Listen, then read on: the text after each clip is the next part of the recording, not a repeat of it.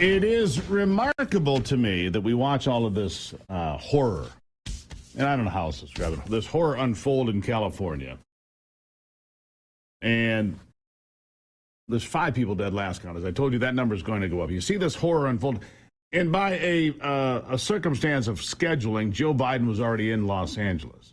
So he teeters over to a local firehouse where he talks for a moment incoherently and then says, oh, by the way, yeah, my son lives out here. His house may have burned, but hey, they had a child, and so therefore I'm a great-grandfather. He makes it about himself.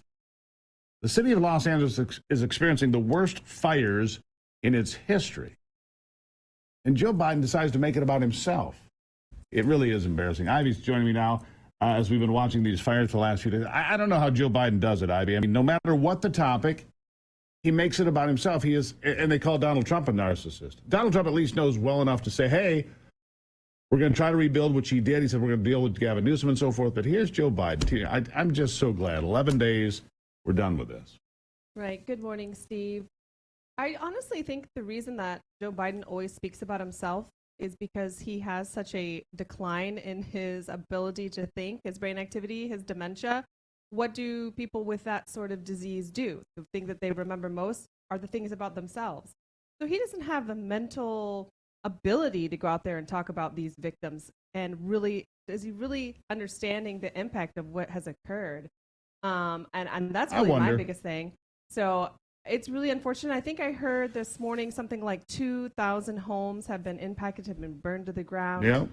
And it's just devastating. It's about, I think you might be onto something, though. You're right. People revert back, right? Mm-hmm. You've dealt with people with dementia. Yeah, my grandmother. You're right. And she's back. Her native tongue, if you will, is Spanish, Puerto Rican, right? Right.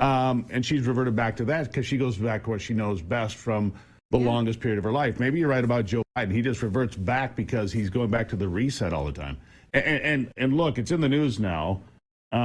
Here's the woman's name. Her name is Susan Wild, a member of Congress. Has known him for a long time. Just came out yesterday. She said she saw years ago that he was in decline. Mm-hmm. And they've all lied about it. I mean, we've seen it, but we've only gotten little glimpses of it. But it's pretty obvious now. We knew this was a massive cover-up for his cognitive decline. He really was just a puppet acting as president of the United States.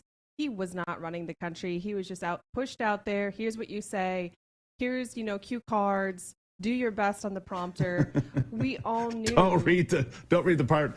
Applaud now. Yeah, don't read those parts. Yeah. Right. Second person on the left with blonde hair. Let's have her answer a question. Oh, the next person is, I'm supposed to stand here to the left. Yeah, it's really a sad state of affairs, but I think that all of us watching knew that.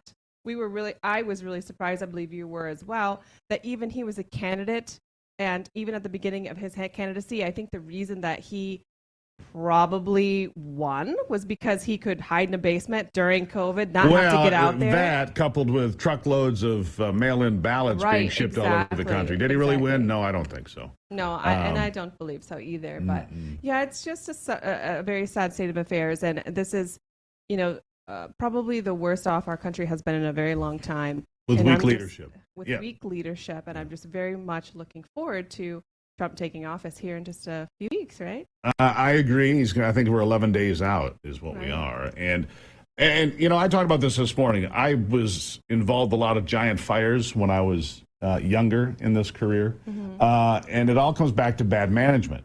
And that's what happened in California. And speaking of Donald Trump, he put a circle around this in 2017, 18, 19. He said it straight to Gavin Newsom's face. You're not taking care of your forest properly. You're going to have a problem.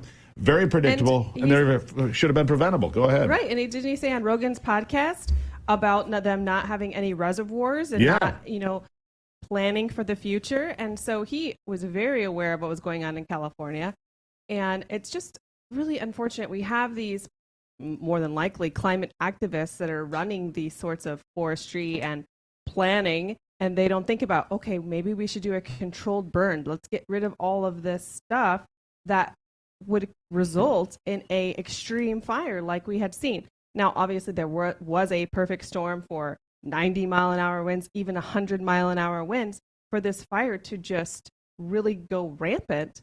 But still, that could have been mitigated by some good policy, Cleaning and up the great forest. leadership. I mean, Well, we just don't have that in California. It's really too bad. California is an absolute beautiful It is. state, and it's completely mismanaged. It is, and here's one of the things I just read by one of the celebrities, because the celebrities have gone wild now, anti-democrat because of what's happened to their beautiful home. These so-called sandcastles, these big palaces on the ocean in Malibu, they're all gone, right? Yeah. And they said we pay these exorbitant taxes and we get third world infrastructure. And what they mean by that is the fire hydrants were dry. And even the celebrities, the ones that gave millions of dollars to Joe Biden and Kamala Harris are like, wait a second, what are we doing?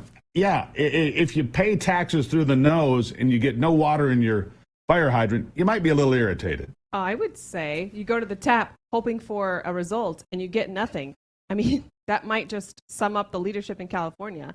And it's really unfortunate. And yeah, I mean, a lot of these homes, I think it was something along the lines of 1 in 20 of the homes that were destroyed were not insured. They're not going to be able to have any money to rebuild. That's right. And where does that go back to? People are saying, really, it's the greedy insurance companies. No. It's Proposition 103 is what it was called. Well, it put the state of California in charge of setting the rates for the insurance companies, and they said, we can't work there. But I might say, too, that you do need to make sure that if you have an issue, we just went through this, you and I had a fire in one of our rental homes, you need to make sure you understand what your policy says if you do have a policy. Correct. And don't make a knee-jerk reaction. Make sure that I know that you're panicked, you don't have a home, you don't know what to do, but don't take less. You generally, if your house completely burns down, you have 100% replacement costs on that home. Most people It's important to understand your policy and get with somebody who might know better. Yeah, public adjuster, by the way. Here's a shout out for public adjusters in the world. Right. You have to read the fine print. Maybe not ahead of time, but if you have an event like we did or they're having in California, read the fine print. I agree with that. Ivy, thank you as always. Thank you, Steve. Greatly appreciate it. All right, we'll take a break and be back. It's the Steve Gruber Show.